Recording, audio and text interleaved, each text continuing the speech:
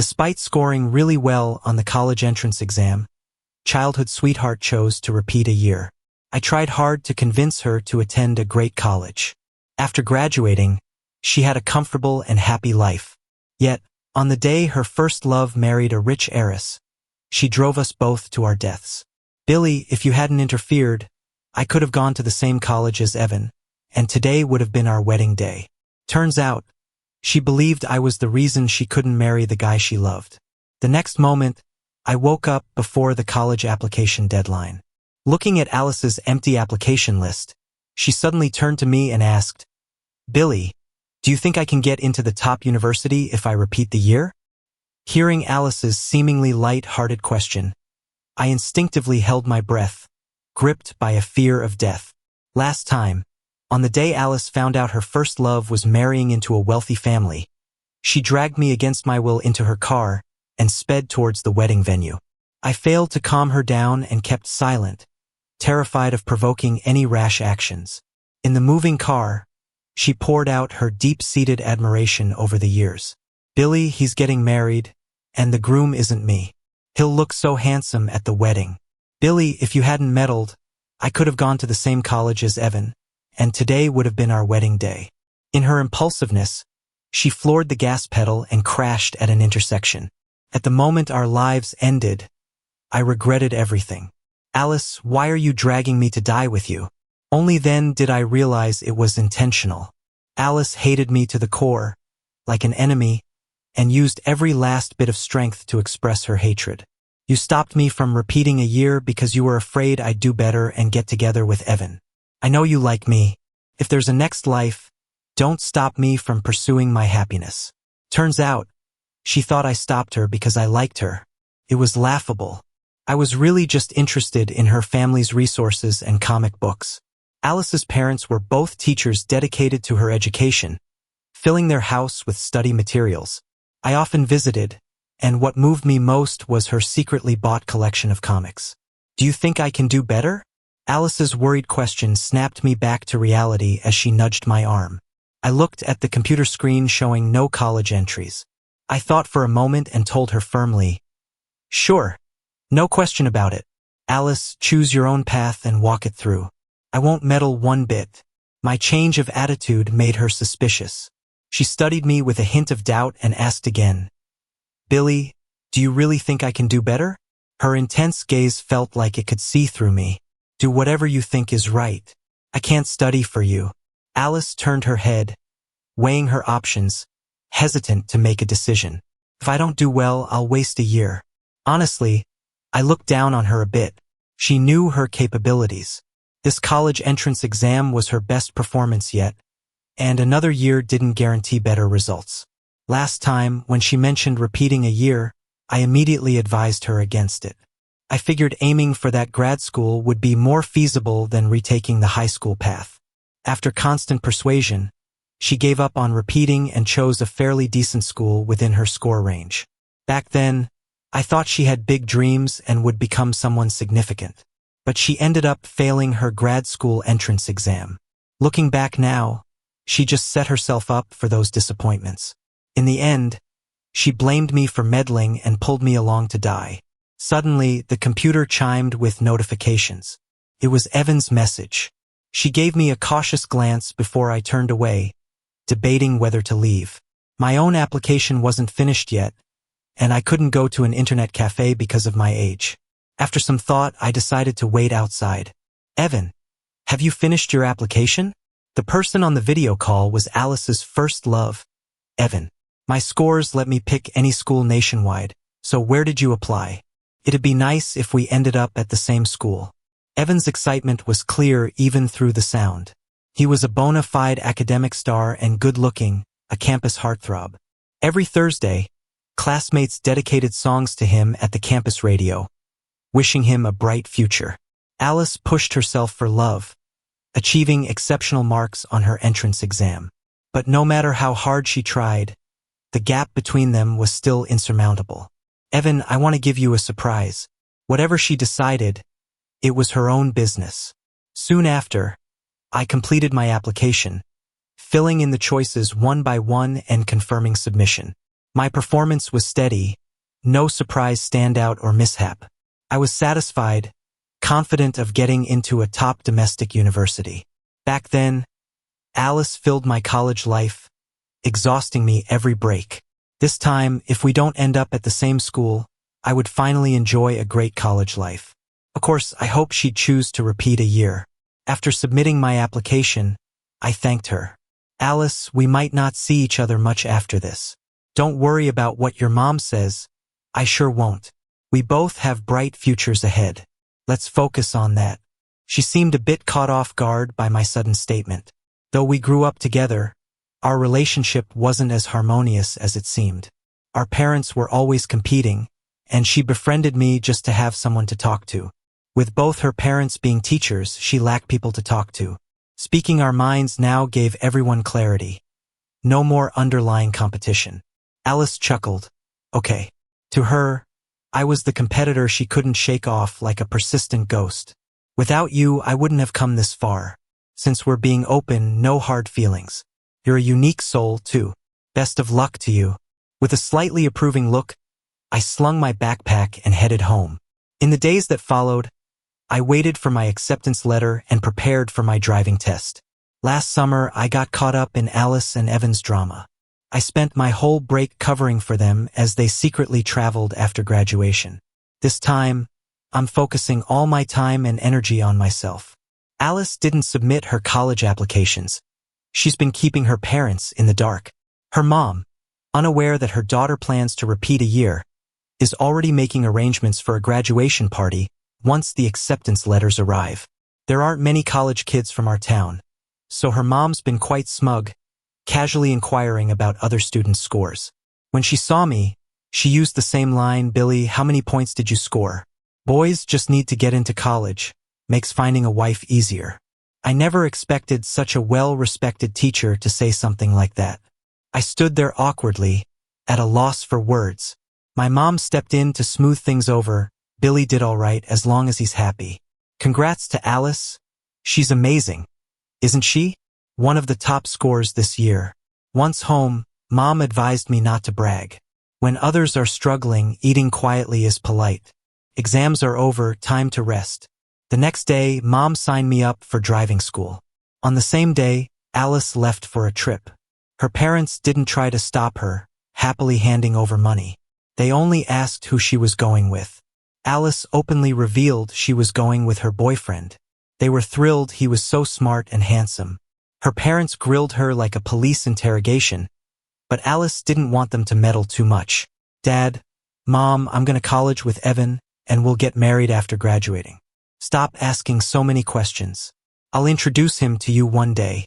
Her mom, feeling jealous, quipped, "Already dismissing us." Huh? Alice knew her mom's nature all too well. "Evan is the best guy I've ever met. No one compares, not even Dad." With a knowing parent's wisdom, her mom began lecturing, "You just graduated. You haven't really dated. How would you know what's best? I don't oppose dating, just know your limits." Alice understood her mom had tacitly accepted Evan. If Mom was fine with it, Dad would probably be too. Sure enough, Alice's dad handed her some money from his secret stash. Right after seeing Alice off, a call came in from the teacher. Alice's parents? She scored above the cutoff for top universities. Are you sure she wants to repeat a year? Alice's mom hung up, assuming it was a scam call. But as it dawned on her that it was indeed the class teacher, she panicked. "Are you sure you're not mistaken? My daughter's results are great. She could attend a top college. Why would she repeat a year?"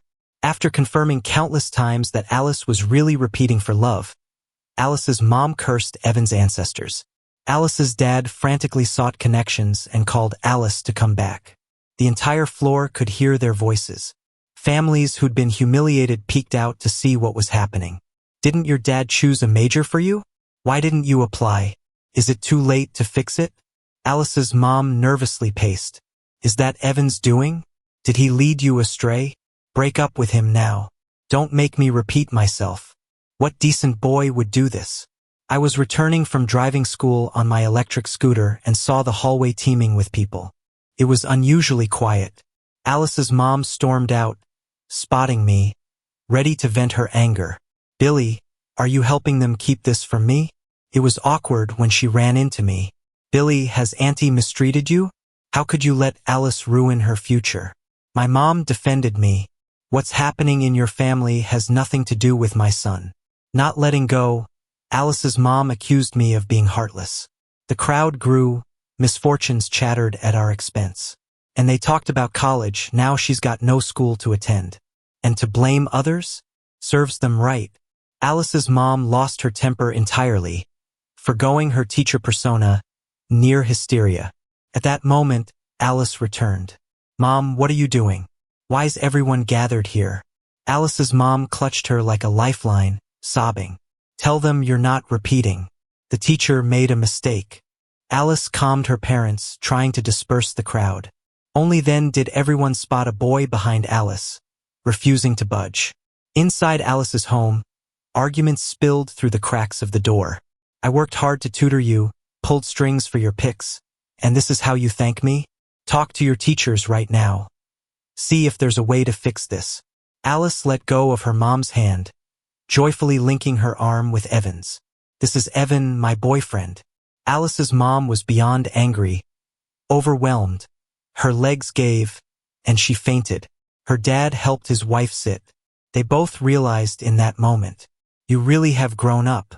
I'm an adult now. I've thought this through. I want to be at Evans University. Give me 1 year. Next time I'll get into a prestigious school.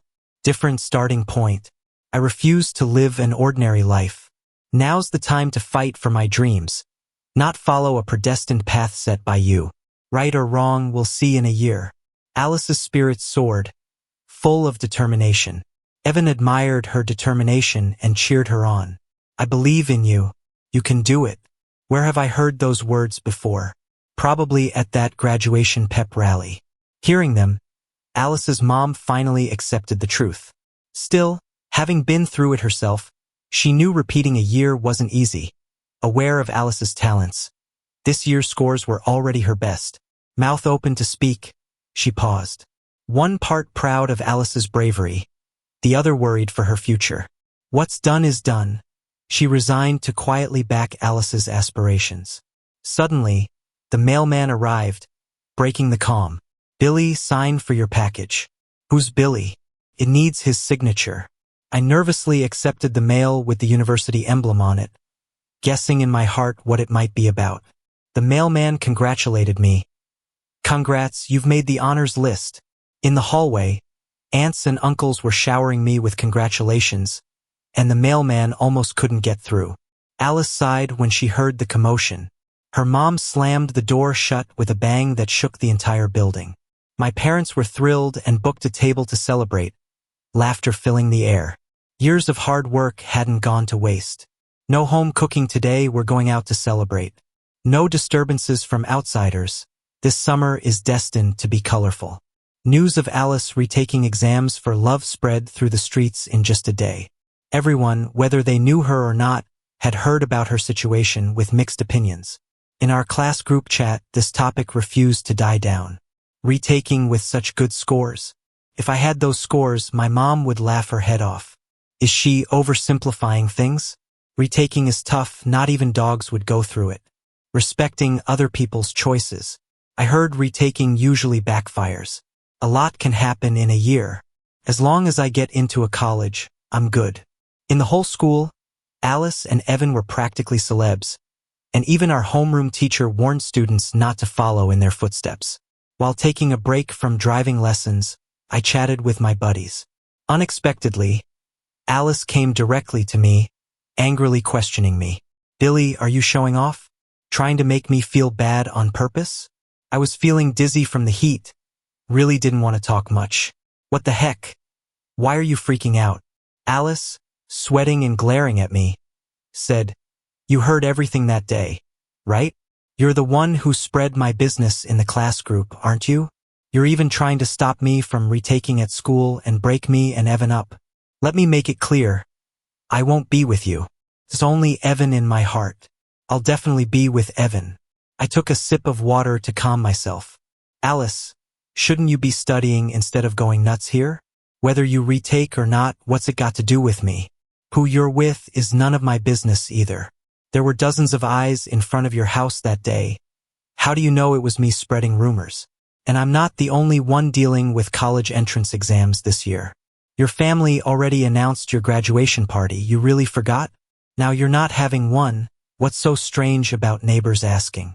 Besides, didn't you know the school's listing of universities and majors? Hearing me, Alice seemed a bit down. She was never left out before. Now she had no clue about these things. Reality is harsh. My friend spoke up for me, defending me. Alice, you're practically a school legend now. Everyone knows you.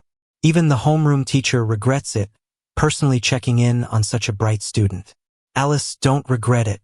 College entrance exams are the best way to change your fate, but you need some self-awareness. Think it through. Alice wouldn't hear it. Mind your own business. I'm getting into the top school. My alma mater will definitely be proud of me. Leading up to school starting, Alice was either homebound or constantly chatting with Evan on the phone. She couldn't let Evan look down on her. Soon summer was ending. I stepped into my college life. Everything was new and exciting. I met new friends every day, learned new things, paid attention in class, spent hours in the library, went on trips with friends on weekends, and did occasional part-time jobs. From being busy and fulfilled to not even knowing what I was busy with to interning. My grades were great and I easily got a spot for a master's program. But I really liked working. With my internship pay, I bought gifts for my parents. Who knew I'd end up sharing a rideshare with Alice? In her first year retaking, Alice attended the city's best class and, due to her grades, got a full waiver and a hefty scholarship. She happily bought a gift for Evan. In her old school, rumors were rampant. She was practically a cautionary tale. Many watched her like she was in a zoo. Unwilling to be judged, she joined the retake class. Whenever they took breaks, Evan encouraged her, sharing his college stories. They were like a pair of star-crossed lovers. At the start, Alice planned to focus on studying. But dull papers couldn't compete with sweet words. Evan was smart, handsome, hardworking. Admirers were often found outside his dorm, many well-off, interesting, and charming. He rejected them all. Whatever enchanted her in high school was losing its magic now. Alice, study hard. I'm waiting for you at a university. Alice felt Evan growing distant, but being far apart left her helpless. The retake class was rigorous. Her frequent absences made her an outsider and got her frequent sit-downs with teachers. Her original scores were okay, but not enough for special treatment. During the first mock exam, she focused hard. This was all old material, a breeze. She figured if she pushed before the real exam, she'd do fine. So she slacked off even more. As their paths diverged, academics became her last talking point. As time went on, she felt more strained. Familiar questions grew fuzzy. New ones remained unsolved. She blamed her slipping scores on not really starting to study yet. Instead of stress, she felt clever. When the exam comes around, I'll be the dark horse. They'll all be shocked. Alice's mom was initially upset, but, seeing her good results in the first mock, had a change of heart. She was hopeful for a top school admission. In the end, Alice didn't perform well, worse than before. Graduating class holidays are rare. Since graduating, I've not seen her. Sitting in the front seat next to me, Billy looked bulky, wearing glasses, gaze vacant.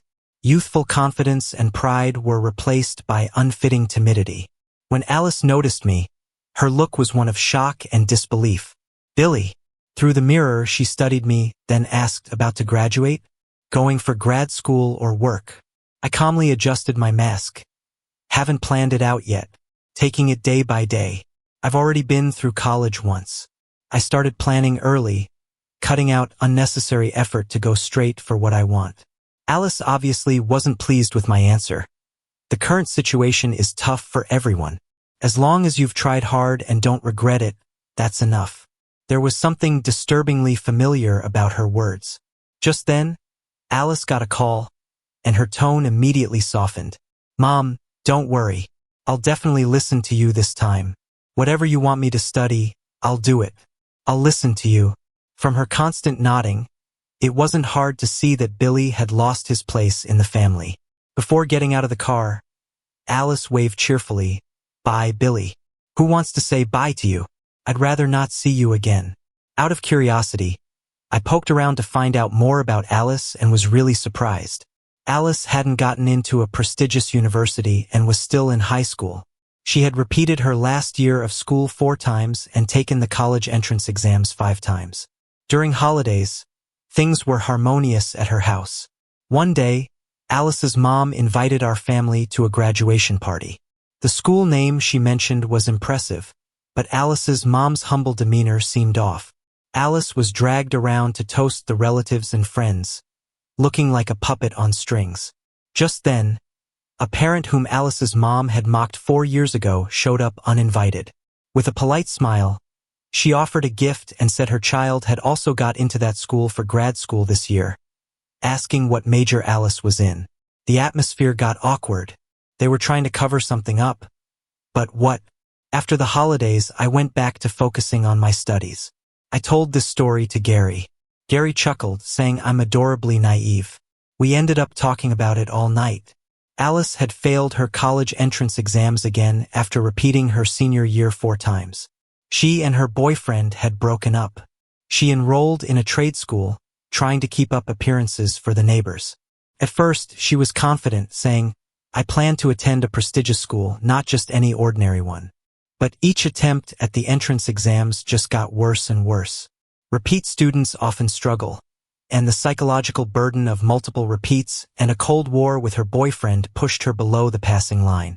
Many schools didn't want to take her after hearing her academic history. "We consider exam scores here which you don't meet," they'd say. Truth is, the schools feared she might not handle the stress and didn't want the responsibility if something bad happened. She visited every high school, scrutinizing their graduation rates. Schools willing to take her were ones she didn't want. Ones she wanted, she didn't qualify for. She grew despondent, questioning everything with a laughable student's mindset. It wasn't until then that she regretted it all, realizing her first college entrance exam scores were her ceiling. She had wasted an opportunity to change her life. But soon, she regained her confidence. She was still young, believing that while college entrance exams were hellish, transferring from a trade school to a university should be doable. At least her excellent boyfriend hadn't abandoned her.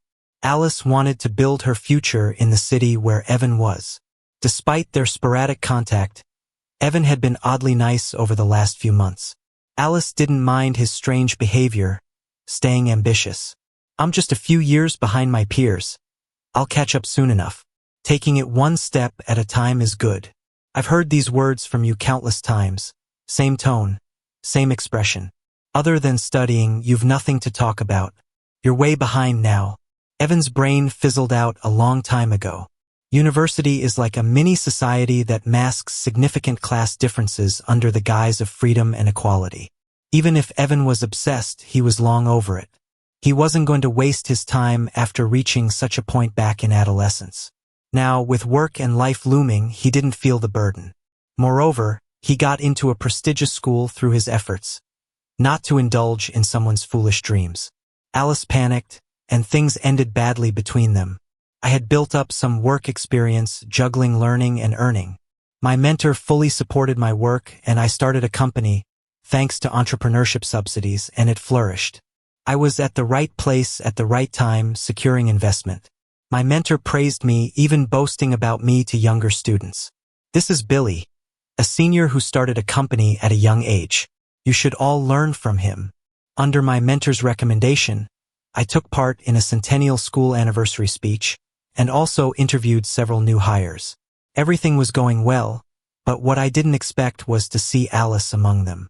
I only knew Alice had left our hometown, but didn't expect to see her here. Alice looked flustered, dressed simply, her hands fidgeting awkwardly. After the ceremony, we found a spot to chat. "You? So impressive now. You too." Alice rubbed her nose. "I heard you started a company. Are you hiring? You can submit to the company's email. HR will handle it." In the end, I paid the bill and left. Alice stayed a little longer before she left. As I looked back at her retreating figure, I couldn't help but reflect. In another life, you were the standout among ordinary people, living a rich and stable life.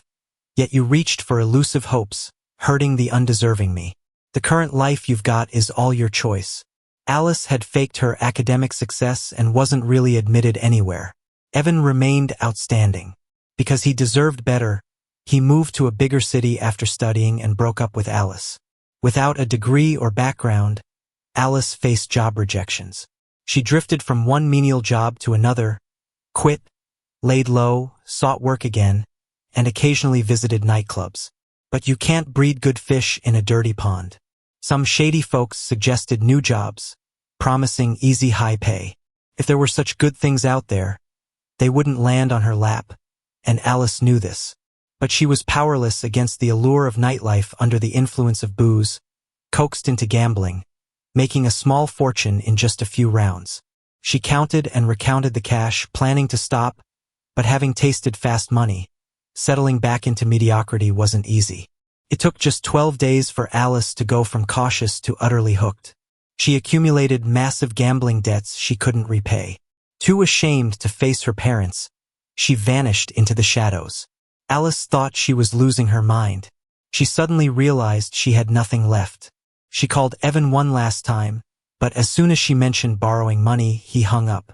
After that, she couldn't reach him. With nowhere else to turn, she reluctantly confessed everything to her parents. To raise money, Alice's mom sold household items and borrowed from friends and family, but it was barely enough to make a dent. After years of hard work, her mom's health couldn't take it anymore, and she collapsed. Alice cried like a child at the hospital bedside. She regretted not following her parents' plan. Study, work, get promoted, buy a car, buy a house, get married, have kids. How great that would have been. When she decided to retake her exams, assuring herself a bright future, she watched her peers rise higher and higher. But now she realized she had no future. She had nothing. On the day her mom passed away due to lack of medical funds, Evan sent Alice a wedding invitation. She thought Evan was a gold digger marrying a rich woman, but the bride on the invite looked lovely and wasn't some rich heiress. Alice, my wife, and I warmly invite you to our wedding. The past is the past. Alice traveled a long way to the wedding. The venue was cozily decorated. From guests' conversations, she learned that Evan and his wife were a perfect match and had grown together. I don't know how Alice felt seeing her ex-boyfriend marry someone amazing. What stopped her from ending up with her first love? I'm not interested. The wedding went smoothly and was a success. I attended Alice's mom's funeral. Despite a few exceptions, she was genuinely good to me. There weren't many mourners. Most conversations centered around debt repayment, and some were even debt collectors. Alice arrived looking exhausted, red-eyed. As I was leaving, she suddenly grabbed me. "Billy, you? She looked terrifying. "Weren't you supposed to stop me from retaking those exams? Weren't you the one who liked me? Why didn't you stop me?" She screamed, choking me. "You ruined me. It's all your fault." I used her momentum to flip her onto her back. Did she really think I was the same pushover Billy? I heard her clearly, then walked away without looking back. In the past life, I warned her not to retake the exams, but she dragged me down with her. In this life, she got what she wished for. What was there to regret? Alice had the nerve to blame me. I wasn't anyone important to her. Completely crazy. I never saw Alice again after that. I moved with my family, and later, when our house was demolished, we received compensation. My parents traveled the world. The only thing I missed was not having a family or kids of my own. But they weren't in a hurry. Getting married and having kids aren't mandatory. You must live your life well. I kept telling myself not to worry about it. Life goes on, and maybe someday, I'll adopt a child, give them a loving home, and start a new chapter in life.